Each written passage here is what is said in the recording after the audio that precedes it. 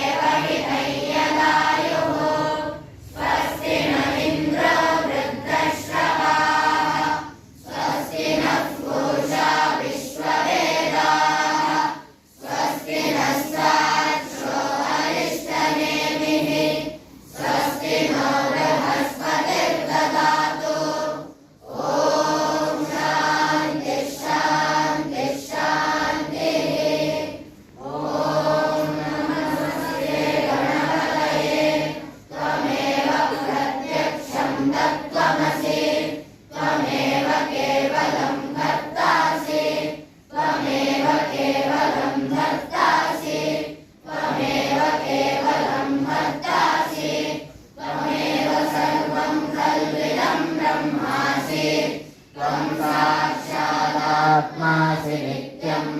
ऋतं वच्मि सत्यं वच्मि अवत्वं माम् अवभक्तारम् अवश्रोतारम् अवधातारम् अवधातारम् अवानूचानमवशिष्यम् अवपश्चात्तात् अवपुरस्तात् अवोत्तरात्तात् अवदक्षिणात्तात् अवधूर्वात्तात् अवाधरात्तात् सर्वतो मां पाहि पाहि समन्तात् त्वं वाङ्मयस्त्वं चिन्मयः त्वमानन्दमयस्त्वं ब्रह्ममयः त्वं सच्चिदानन्दाद्वितीयोऽसि ब्रह्मासि त्वं ज्ञानमयो विज्ञानमयोऽसि सर्वं जगदिदं त्वत्तो जायते सर्वं जगदिदं त्वत्तस्तिष्ठति सर्वं जगदिदं त्वयि लयमेष्यति सर्वं जगदिदं त्वयि प्रत्येते त्वं भूमिरापो नलो निलो नभः त्वं चत्वारि वाक्पदानि त्वं गुणत्रयातीतः त्वम् अवस्थात्रयातीतः त्वं देहत्रयातीतः त्वं कालत्रयातीतः त्वं मूलाधारे स्थितोऽसि नित्यं त्वं शक्तित्रयात्मकः योगिनो ध्यायन्ति नित्यं त्वं ब्रह्मास्त्वं विष्णुस्त्वं रुद्रस्त्वमिन्द्रस्त्वमग्निस्त्वं वायुस्त्वं सूर्यस्त्वं चन्द्रमास्त्वं ब्रह्मभूर्भुवस्सुवरो दीन् पूर्वमुच्चार्य वर्णादींस्तदनन्तरम् अनुस्वारः परतरः अर्थेन्दुलसितं तारेण रुद्धम् एतत्तव मनुस्वरूपं गकारः पूर्वरूपम् अकारो मध्यमरूपम् अनुस्वारश्चान्त्यरूपम् बिन्दुरुत्तररूपम् नादः सन्धानम् सगुंहिता सन्धिः गणेशविद्या गणकऋषिः निसृद्गायत्रेच्छन्दः श्रीमन्महागणपतिर्देवता ॐ गङ्गणपतये नमः एकदन्ताय विद्महे वक्रतुण्डाय धीमहि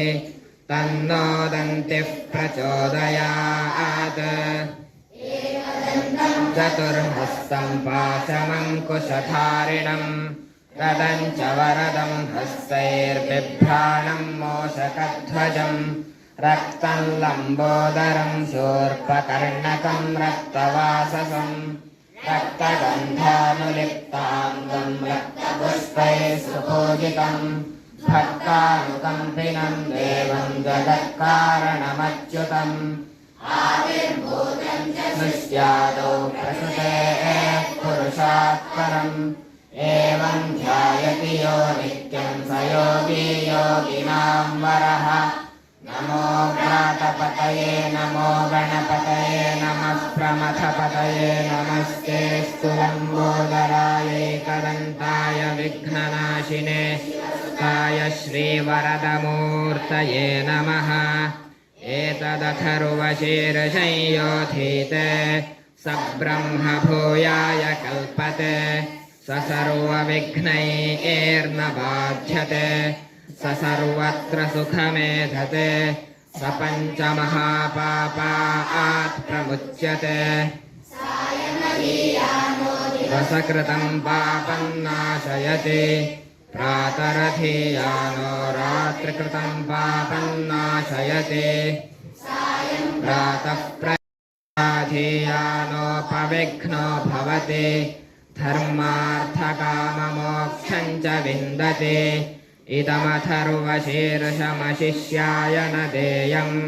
यो यदि मोहात् दास्यति स पापीयान् भवति वर्तनाद्ययं काममधीते तन्तमनेन साधयेत् अनेन गणपतिमभिषिञ्चते स वा आत्मे भवते चतुर्थ्यामनश्नं जपते स विद्यावान् भवते मोदकसहस्रेण यजते स वाञ्छितफलमवाप्नोति यः साध्यसमिद्भिर्यजते स सर्वल्लभते स सर्वल्लभते अष्टौ ब्राह्मणान् सम्यग्राहयित्वा सूर्यवर्चस्वी भवति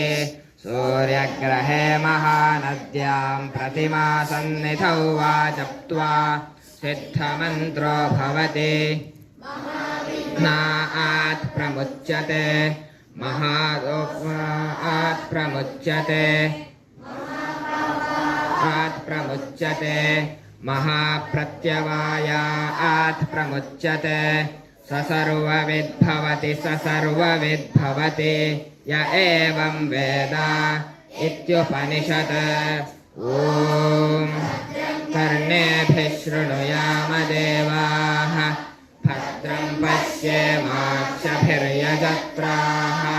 स्थिरैरङ्गैस्तुष्टुवागुंसस्तनूभिः व्यसेम देवहितं यदायुः स्वस्ति न इन्द्रो वृद्धश्रवाः स्वस्ति नः पूषा विश्ववेदाः स्वस्ति नः सार्क्ष्यो अरिष्टनेमिः स्वस्ति नो बृहस्पतिर्दधातु